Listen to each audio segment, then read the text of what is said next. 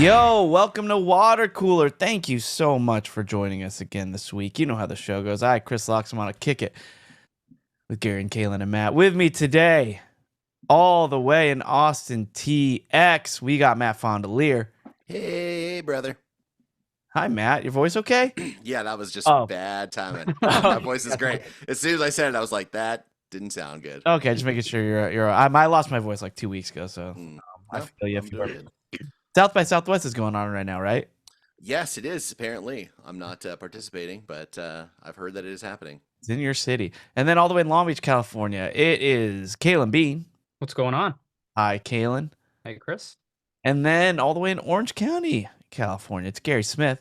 So what's up?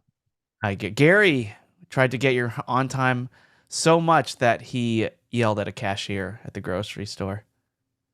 Oh, and then I made you guys wait 5 minutes. I'm sorry. Matt was late. Yeah. No, Gary didn't yell at it. Did you yell at a cashier? No, He wanted to. I joked that I did, but Matt, what happened was I was really rushing up against the clock to do this grocery run and get back in time. And I went to the checkout, and there were 3 lines, and one of them had one person who was in the process of completing his purchase, which was a singular greeting card. And I said, "Perfect. I'll get in line behind this person, and this could not take more than 30 Easy. minutes." No chance. Y'all would have chosen that. Just one little boop, and it goes in the bag. One little Exactly. boop. Well, they booped it. Then they handed off that card to the checker next to me. They handed off the card to the checker on the other side of me. And then they handed the card to the checker who was going to check me out. And all 3 of them signed it. It was apparently an employee of the grocery store buying a birthday card for another employee of the grocery store. Which normally a great gesture, but not when you're in a rush. Yeah, it was kind of tough. Burned. But I still made it on time, which is more than I can say for other people. Oh, okay, we're not here. I'm not here. But I'm sure they didn't have you sign it, Gary. Yeah. Picking, typically the move is you always want to pick just whoever has the least amount of stuff, right? Yeah. Just over the express lane, usually it's less than 10 items or whatever. And the Simpsons, the trick was to just get the single men.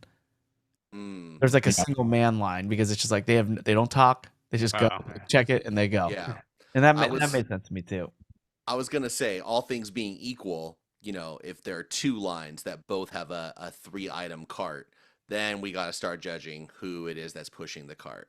Yeah, you start to perhaps factor it in. does need to be single men, but I am open to other races and genders. I'm not necessarily Cashier going as well.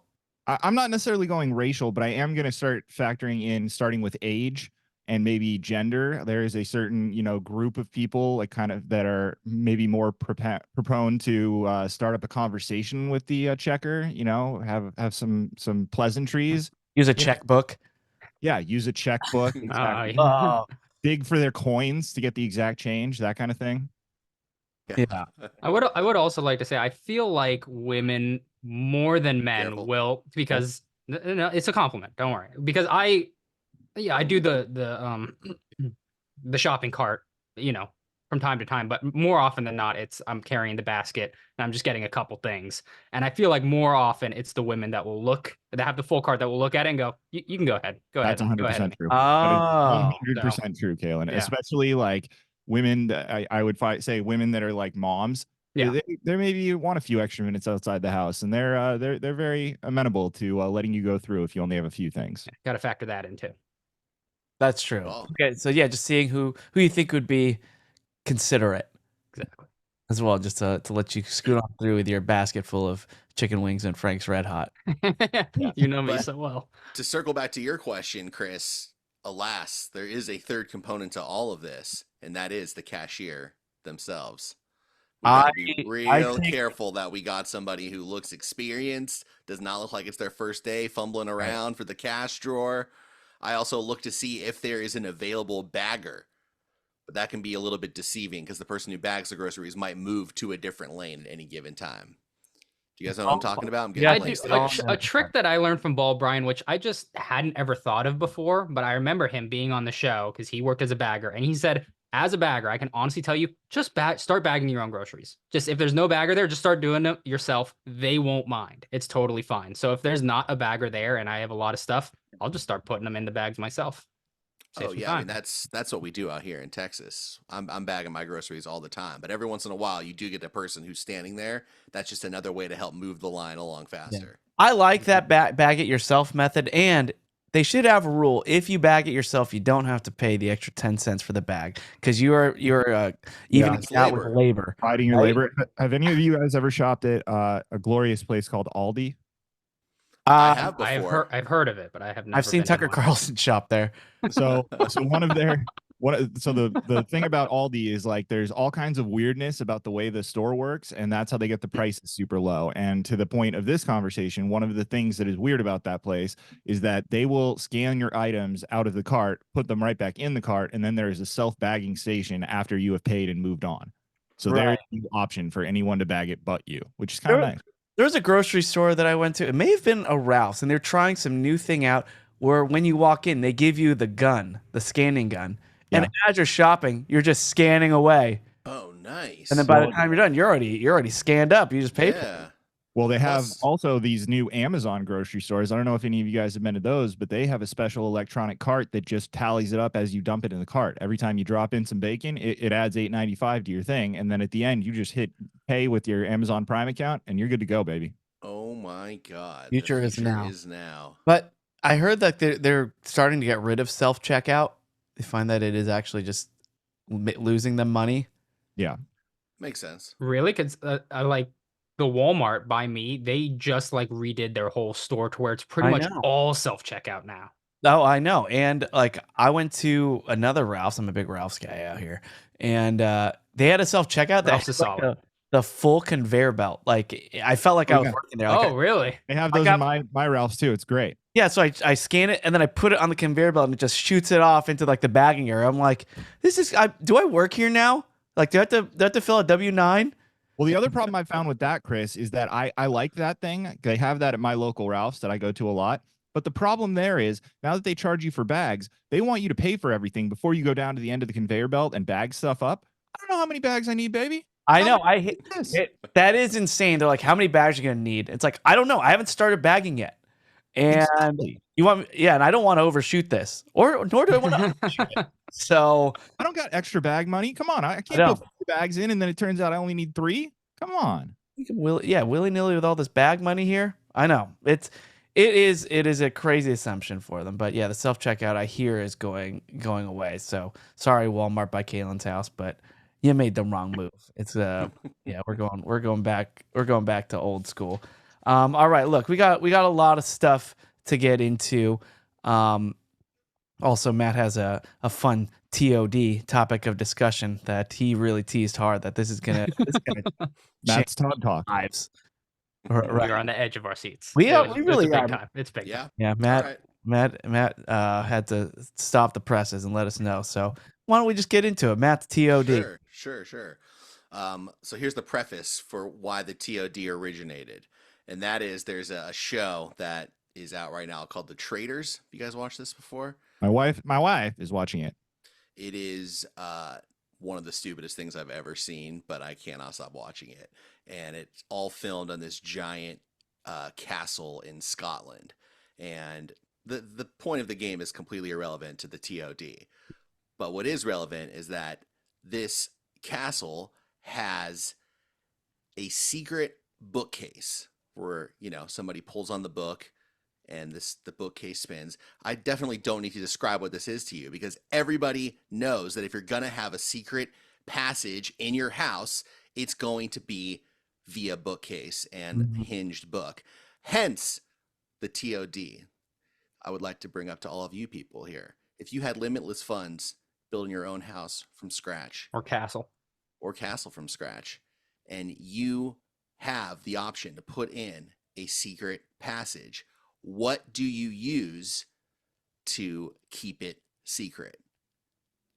Oh, I already, it's the piano. The piano key. I have to play a certain tune. Like they did. So it's multiple keys entry. You have to hit the exact keys correctly. Yeah, the correct sequence. Yes. That's good, and only you will know how to do it. Right. It'd be a Loxy song. So some of your bandmates could potentially do this. You got to be careful. Yeah. Oh shit, I didn't think about that. They are not to be trusted.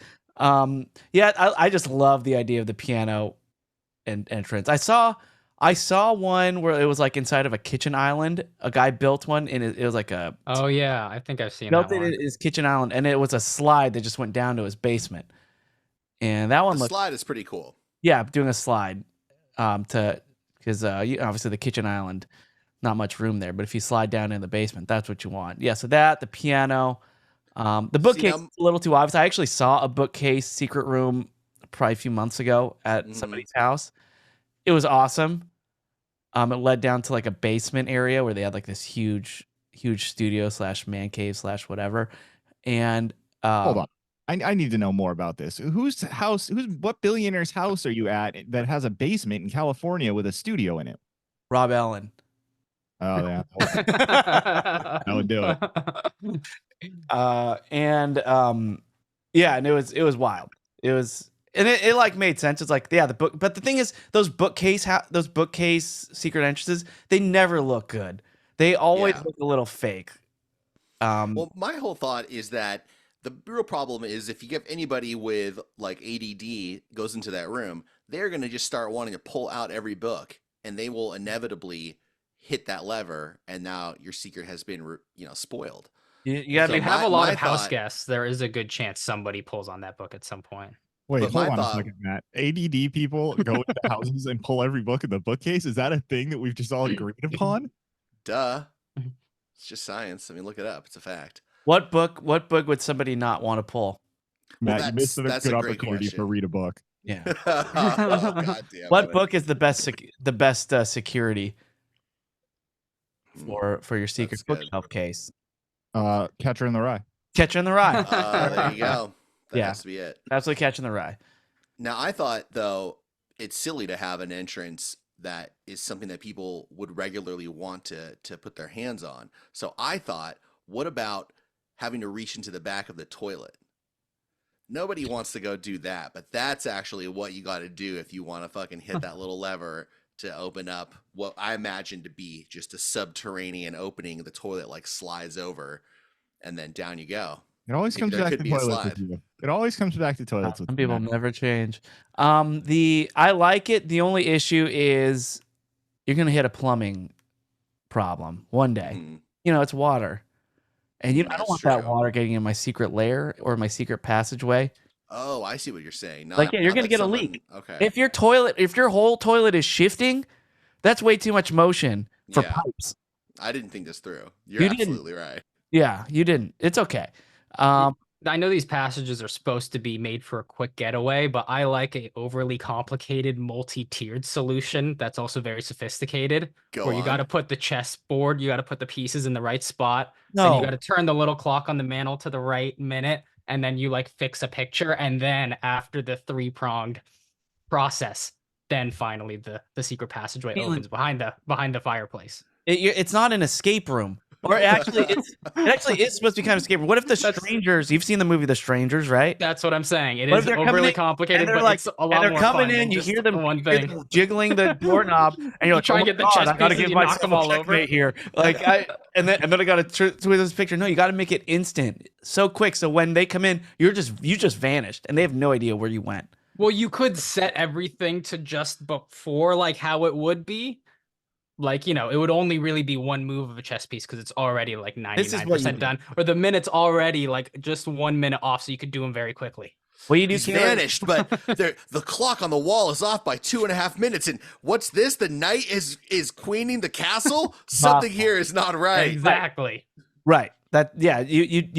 It needs to just be a simple chess move to where your whole room shifts towards your look up queening the castle, Gary. It's not I know that. I was going to let that one go because I'm still befuddled by Chris's whole thing of like, this has to be instantaneous as I sit down at my piano and play a whole Loxy song. What's your answer, Gary? Come on, smartass. I mean, look, I like the idea of, pulling a lever and then, a door opens, but then it is revealing basically an elevator. I don't want a passageway that can be easily found. I want, a column in my, my foyer to open up and I get in and it's a circular elevator and I close the door behind me. And before you know it, you don't know if I went up or down, baby. Yeah. Also, that's correct. And also if you have enough money to have this, you have enough money to do this, which is once you activate the secret passageway, and I assume this is like on the second floor, your window in that same room opens up and bed sheets tied together just thrown out there thrown out of the window. Decoy. A decoy escape. So when they come in, they don't know where you are. They see a window open with bed sheets tied together all the way down to the ground, and they just think, "Oh, that's where he went." And then you are safe, hanging out in your bunker, playing video games. Mission solved. Not bad. Yeah. Well, anyway, I thought we could also throw it out to our Facebook group if people have a clever idea for what they would want to hide their secret passage. I'd be curious to hear some other ideas. Kaylin, in your bunker, what do you have in there? What's your for survival? Because you're going to be in there for a little bit. Do I have internet? Like, is it like modern, or is it like I got to pretend? Yeah, like you have internet, and then they can totally track your IP and find you. Well, that's what I'm saying. I don't know. You got to passageway and no internet. What are you internet? About? Are you? I don't get it. I don't get internet. You got to get it. I mean, the Wi-Fi is gonna be bad in there, but you can have a little bit of internet. It's gonna be like Matt's old internet. Yeah, as long as my PC is in there, like, I feel like I'm okay. I could load up some single player games on there. It's okay. So so you and T-Fig and Cow are gonna just hang in. Like you said, the internet wasn't so good. I don't know if they're gonna be online. They're not gonna want to play with you. Yeah, I'm gonna have to go. What about for food? Games. Can't be lagging. Flamin' Hots. Yeah, Flamin' Hot Cheetos. That sounds pretty good. That's pretty much it. Some Mountain Dew. Twinkies supposed to last a long time. Yeah, and you should have a bathroom in there. In your bathroom, if you reach behind the toilet, another secret passage. It's just that's really what you want. It's just a secret passage and a secret passage and a secret passage. You know what? That's exactly right. The first secret room is the decoy room. Yeah, because in case you got it's a little national treasure, right? Huh? Yes. So yes. That's right. Okay. Yeah. By the way, is the National Treasure series okay? Because it's not. You no, know what? It's not. I watched all of it, and no, it's you not. had to bring it up. I couldn't get through the first episode. You know what? I stopped the first time I tried, Kaylin, and then I went, you know what? No, Gary, you like these movies too much. You deserve to fucking suffer through this, and suffer through it. I did, and it is not good. All right, because I rewatched Book of Secrets not that long ago, and still shitty. No, it's all right. It's you okay. watch your fucking. I know. I'm just trying to get a rise out of Gary there. Chris, did you watch the Oscars? I know Gary did, and I know Kaylin did not. How do you know, Matt? Because I was annoying you in a group chat that you didn't want to be a part of? No, what happened, I did really want to be a part of it, and then we ended up pausing it a lot, and so you guys were just kind of throwing out spoilers, so I just stopped looking at it. I felt bad. How do you know Kaylin didn't watch it? Because I asked him. Mm-hmm. When? This morning when I was trying to see if he was going to do our podcast this evening. I said, can you do the podcast, and did you watch the Oscars? I know. I mean, Kaylin did sit through one 3-hour ordeal yesterday, so I'm not surprised he didn't sit through a second one. I hope that it's one of the flickings we may have coming up today or sometime this week. It is, and they were at the same time, so I made the right choice. Oppenheimer? No, I did not rewatch Oppenheimer. Killers? No. What else is 3 hours? You're gonna find out. Yeah, there you go. There's your tease. Tease. Wow, yeah, tease me in the middle of the show. It's like I can't do anything about it. My goodness. The aforementioned Ball Brian. Just wait and see. There's a very notable 3-hour movie out right now. It's the #1 movie in the world. Probably guess what it is. You know, I talked about this with Adam today, Corolla. He watched it. Yeah. And he was just like, I didn't understand a GD thing. And we realized he's never seen the first one. And he's like, and then we're like, you haven't seen the first one? He's like, I thought that was the first one. And people told me if I saw the other one, I thought It's called he's like, I thought that was the first one. And when they were telling me if I saw the older one, the first one, I thought they meant the really old one. And I was like, oh, I don't need to see that one. So it's like, face palm. At the beginning of the movie, it says Dune Part 2 in giant letters that cover the screen. Yeah, he can't read. Also on the ticket he bought and on the website where he purchased it. Well, is it a numerical 2, or is it II? Because maybe he just saw the first one. No, it's a number. Wow. Yeah. Anyway, I can't wait to hear about this, Kaylin. I also did rewatch the first one before I went to see the second one, just to, I rewatched the first one recently. It's quite good. Yeah, I love it. It's very good. It's quite good. Yeah. All right. So yeah. Well, now I can't wait. Now I can't freaking wait. I am now using my Kindle to buy my wife books, Jenny, some books, because she's in a book club. she's in a book club, and and she joined this book club. It's just her and some of her friends, and she told me to buy this book, Court of Thorns and Roses.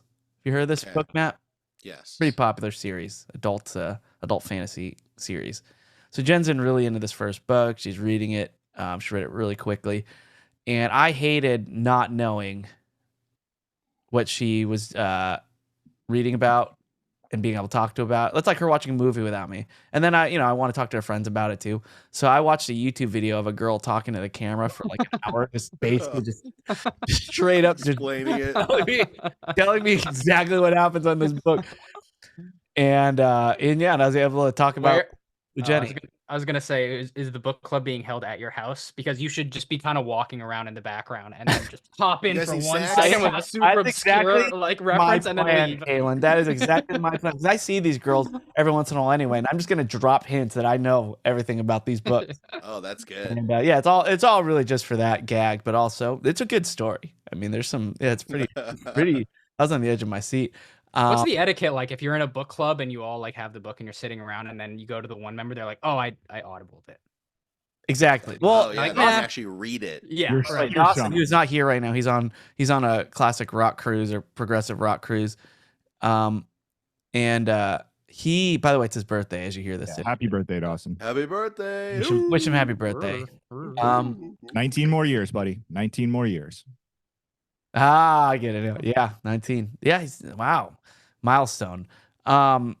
So he told me that I'm not allowed to say that I read a book when I audiobooked it. Right. I've heard him say that. I've heard him say shit like that too. And you know what? What am I supposed to say? It sounds so lame when I go, "Oh, I listened to that book." Well, guess what? It is lame. You should have read it. Really? Over listening to it? I mean, no, Chris, you know what? I'm with you on this one. Look, I get that it is grammatically incorrect to say you read it when you listen to it, but given the fact that you spend as much time in the car as I do, that's the smart way for you to use your time to consume fucking literature. Yeah.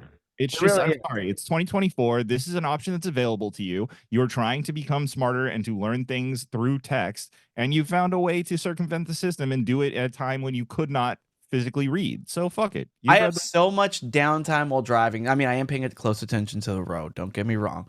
But when I'm not dipping my chicken nuggets in my secret sauce compartment, I need something to do.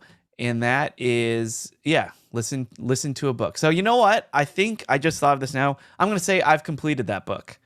Yeah, completed or consumed. Completed the book. Completed the book. Book has been completed. I do have completed that book. AI is taking over.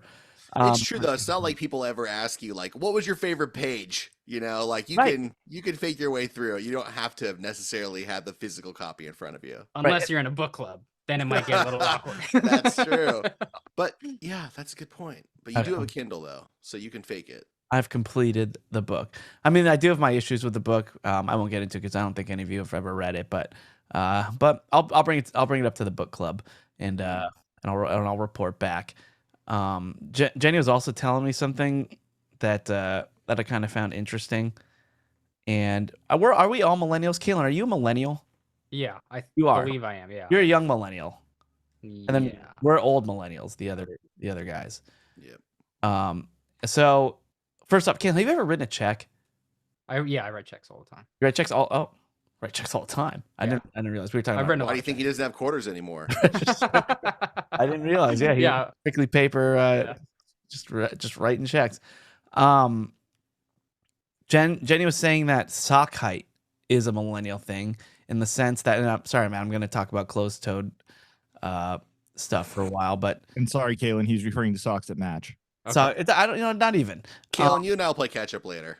Yeah, I don't know what you're talking about. So okay. We'll sit this one out. Gen Z, it says that they can tell a millennial from a Gen Z based on their sock height, in the sense that the height of the sock.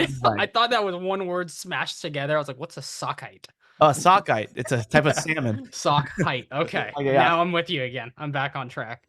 And it's millennials wear ankle socks, whereas Gen Z wears high socks. And then I thought about it, and that's kind of true. I'm an ankle sock guy, always have, and I love the ankle socks. Gary wears ankle socks. With shorts, I wear high socks with long pants. Ah, but on display. Yeah, no, I do not. But see, that's a cyclical thing because when we were younger, ankle socks had not come to pass yet, or they were not like a commonplace thing. So I would definitely wear, Well, normal socks. No, but I meant like you can tell a millennial versus from a Gen Z at this point in time because millennials have ankle socks. Yeah, it might be true. Are ankle socks the ones that expose your ankle? They're the ones you can't see. They're like they're the low. They're just really low socks. To whereas like you've seen that look that girls do where they wear the black leggings and they'll wear those like bunchy white socks over them. Yeah, sure. You've never seen that, Matt? I feel like I'm in a music video from the 1980s. Yeah, it does. It kind of feels that way. Okay. Yeah, that's the current look. I mean, it might be on its way out now. But if a woman's wearing leggings and you could see their ankle, that's an older woman compared to the Gen Z. And so I will say that I was rocking ankle socks for most of my life, and over the past like 2 years, I've really upped my sock game. Literally, now, they're higher up on your foot. They are now. They're high up socks, and they got designs and stuff on them, so they're fun. Yeah. And I think the older generation, above or older than millennial, they wear like that. It's like that 2 inches of sock. Yeah, it makes sense. Like the guys that wear like the 2 inches over the top of their shoe. See, that's what I wear. That's what I was wearing. That's what I thought you were referring to. I've never worn the ones with the ankle exposed. Really? No. Okay, then I might be wrong, or the Gen Z TikTokers are wrong. There is a type of sock where it seriously looks like a ballet slipper when you're not wearing shoes. It's actually quite embarrassingly feminine what these socks. I was gonna say I thought those were kind of like girl socks. The ones that were they go just over the bottom of your foot. And just over the bottom. And like the heels have like a gel. Yeah, like a little rubber sticky thing to keep them from slipping off. I wear those every once in a while. I do too. I wear those all the time. But yeah, man, it does not look cool taking off your shoe when you like if you walk in an Asian household and they're like socks or no shoes here, I'll probably lose the socks too just because they're weird looking. But yeah, do they often slip off when you're just taking off your shoes? I feel like those they slip off. If you get bad ones, they'll just ride under like the bottom of your foot. Yeah, why even bother? Why not just go with the ones that like Matt are saying? Because it looks dope as hell. Yeah. Well, not according to the younger generation anymore. What do they know? I will stand for a lot, but sock advice from Kaylin Bean, I will not. I know. I'm sorry. I'm glad to see that you've had a renaissance and that you now live with a woman and you've upped your sock game in the past 2 years, but I had too many years of watching the travesty that was your sock game. Yeah, Kaylin can't talk about closed toe status because his socks have holes in them. His toes are sticking out. They don't really qualify as closed toe, I don't think. But yeah, that was just I was watching tennis with somebody and they were talking about like, oh, that guy's socks are high. I'm like, oh, he's younger. That's how I can tell you're a fucking millennial, that you were watching tennis with some guy talking about socks. Well said. It was noticeable. I've been getting a lot of spam calls. Me too. Still. I've been complaining about it for a while, and I've tried a lot of different things. I've tried answering the phone as somebody else and going like, "You got to stop calling me. I'm going to report you." Do you do different voices? No, there's no way I could. Gotta go Jack Nicholson at some point. See what they say. Start working on they your might call me more. impressions. They might call me more. We have Jack Nicholson's phone number. We have your phone number. We will tell people. We'll tell everybody unless you participate in our timeshare. So I've tried everything. I've tried blocking the number, but they have these robocallers where they just go to the next number down. Like it's, whatever the number they're calling from. So the only thing that's really worked, because I noticed that I would get a lot of messages from them too, where they go, "Hi, Chris, hello," and that'd be their message, and then they'd hang up, right? I switched from my voicemail, which is my voice going, "Hey, leave a message, bye," to just that automated "if you reached," and then they say my phone number, and then it just beeps, and they don't leave messages for that, and it's actually helped a lot. So I think that might be the move. Just have the machine leave your voicemail instead of your voice. I mean, it's less personal, and you don't get to do your funny skits that you do, Matt. For your, I was gonna say, outgoing it's messages. how boring, how pedestrian. I know. So, but that just a LPT. It kind of helped me a little bit. And then I had my friend the other night. He had a. You guys have used Chat GPT, right? No. Oh yeah, dude. You've never, Matt's I've done never. it. You've never done it. Well, I haven't done it. he showed me like this voice Chat GPT where you're just talking. Now you just talk and it just speaks back, and it is eerie how good it is. I was just talking about like one of my shows that I had over the weekend, and she was very inquisitive and asked me a lot of questions and actually ended up making me feel good about myself and was very nice. And we're now friends. So it's just technology's here, man. It's freaking nuts. And I think we just have to just accept our new overlords of AI, because it's crazy how real she sounded and how good of a listener she is. Wow. Jenny, I hope you're listening to this. I hope so too. Speaking Yeah, of the it's getting AI stuff, scary. have you guys seen this new Sora model? No. Nope. No. Oh, well, you guys should check it out. It's pretty mind blowing. It's a Tech talk. Tech talk. All What's right, it well, look Tech like? Talk. I don't have a joke corner, but it is a new product from OpenAI where you can type in a prompt similar to ChatGPT, and it will give you a very photorealistic video. Oh, see, that's. Oh, I have heard about this. I will look into that as well. Maybe have some fun with that. Not that sounded weird. That's not. That sounded not really like that. weird. It's not like that at all. The fact that you were rubbing your hands together when you said it. Yeah, the twiddling my fingers. I Yeah. shouldn't have done The that. licking your lips didn't help. I That was didn't also think really that weird. that was in frame. Yeah, but that sounded way creepier than I meant it to. Let's see some comments. Let's go.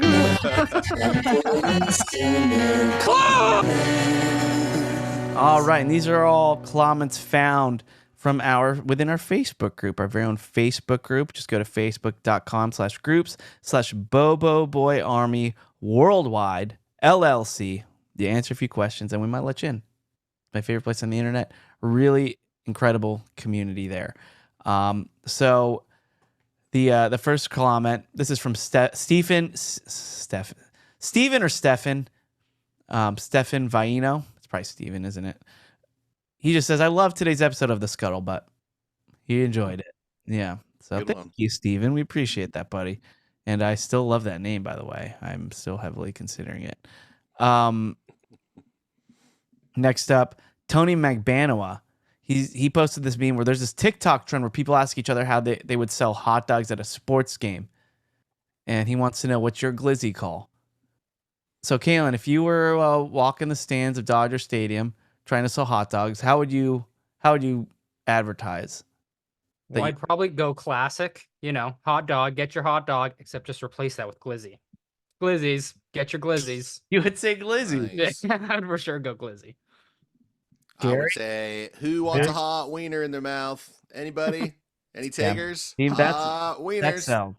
Yeah, Matt knows. They're going fast. Get them while they're hot. Wieners. See, What do and you think? yeah, I love it, and I prefer to know the temperature of what I'm about to consume. Sure. Oh, thank you. Yeah, if I got a cold, if someone gave me a hot dog like Kaylin's, he could give me a cold one. You don't want a cold wiener. You don't.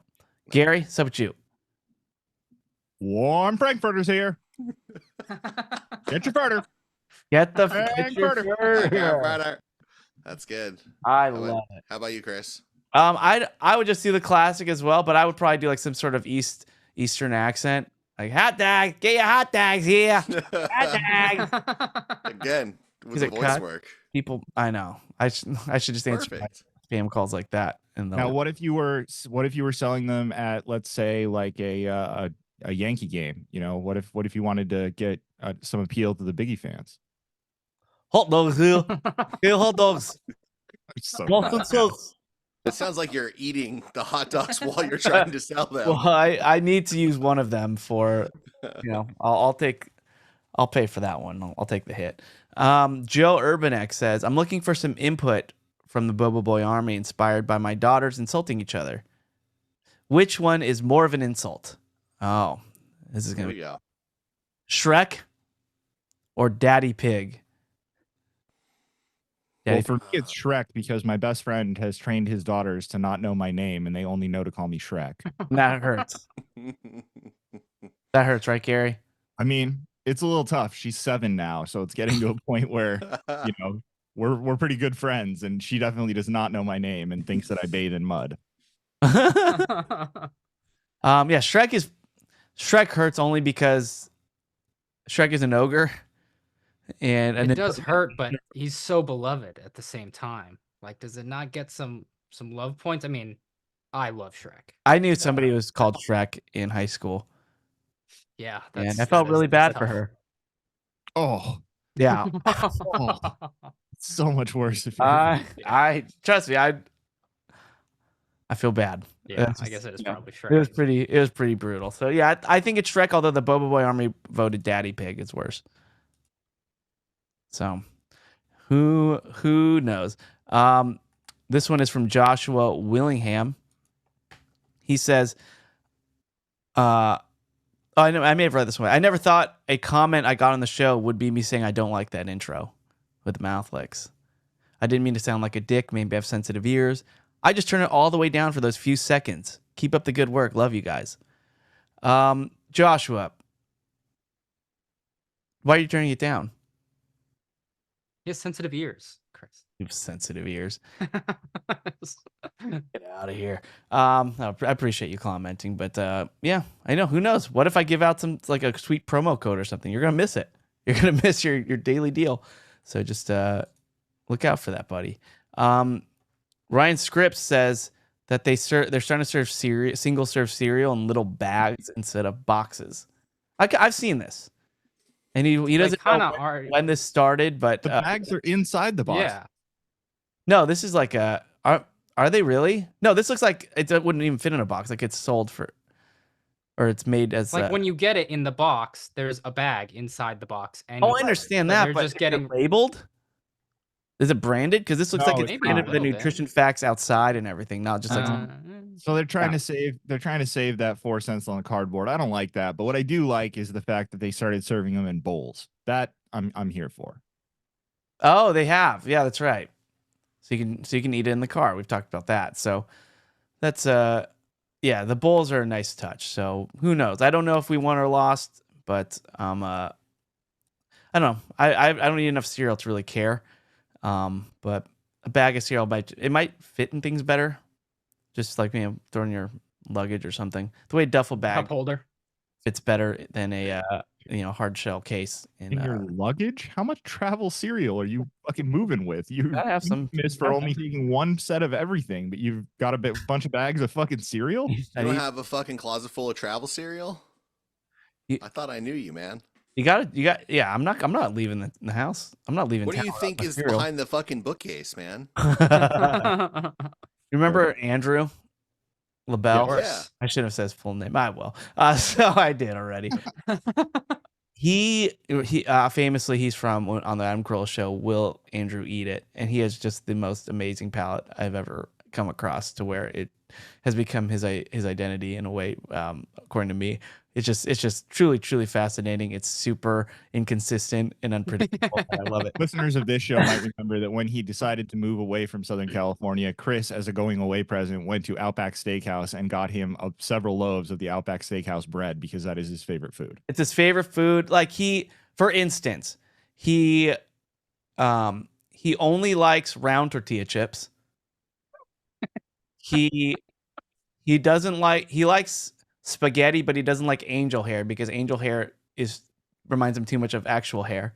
It's too thin. It's too thin. Yeah, I can kind of see that one. Can you? Angel hair is very, very thin. They're made out of the same things. He's like, he doesn't like food so much that their food just he hasn't tried. Like their fruits, they just like, oh, I'll never try that. Like a watermelon or something. Like it's crazy. So. He sounds like a made-up person, but he's not. He's very brand loyal, hence the Outback Steakhouse bread. Mm-hmm. He'll only eat that bread, or he'll only get like one kind of chicken nuggets or one kind of whatever, and that's it. He will not venture to another brand because he can taste the difference. And so anyway, so he's he's going to college, and his mom is like, "What are you going to eat?" And there's one brand of rice pilaf that he loves, and he went to college with a suitcase filled of this rice pilaf, and that's all he ate. Like during his time at college. It's man loves himself some rice pilaf though. Rice pilaf is solid. Hit him up. Anyway, Ryan Scripps writes, still getting caught up with the show, so I'm a bit behind. Sorry, but sorry, Los Angeles, but singing so good when Neil Diamond is in an arena with 35,000 fans. That's so good in Sweet Caroline. You just got to do it, especially if you're under half of the average age of the audience. So he's defending the so good, so good, so good. And yeah, I mean, look, you have to do it for everybody else. I get it. It's just what a shame that Dawson's not here to shit all over this comment. We don't need to do it. Yeah, sorry, but Dawson missed it. I think he responded to it, so we don't have to get into it that much. And then lastly, before we get out of here, we do release these episodes ad-free on our Patreon page. And so if you're not a subscribed to our Patreon, along with all the extra content, the movie clubs, the meetups, the video tiers, all that stuff, we also put these podcasts up ad-free and just let you streamline through the show nice and easy. And you're still supporting us. So in that one, we have some ad-free comments as well. Dustin Gurul says, I'm already intrigued just from the title of the Scuttlebutt. I can't wait to listen. My apprentice always looks at me like I'm crazy when I start laughing randomly while I listen to you guys. Keep it up. Love you guys. Thanks, Dustin. Love it. Oh yeah. Apprentice what? Yeah, what's going on? Good question. No more. You have Jedi? an apprentice? I want to have an apprentice. Me too. I think he should also make it his personal mission to make his apprentice an apprentice of this show.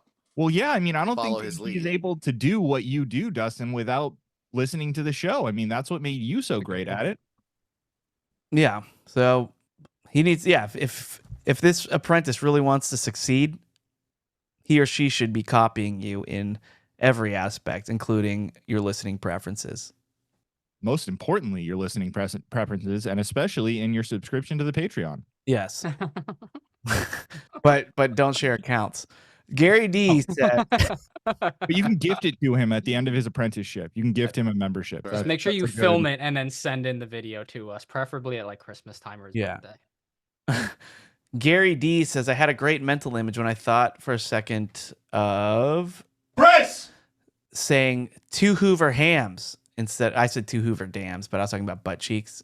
And yeah, Gary, that would have been better. I didn't think about that one in real time, but I appreciate it. And that's such a good line. David, Matt Mammoth 69 Smith says, hey, you remember the time that Gary cracked one out? Of course we do. Peter Morrow says, pants shitting. Hasn't happened to me since 2020.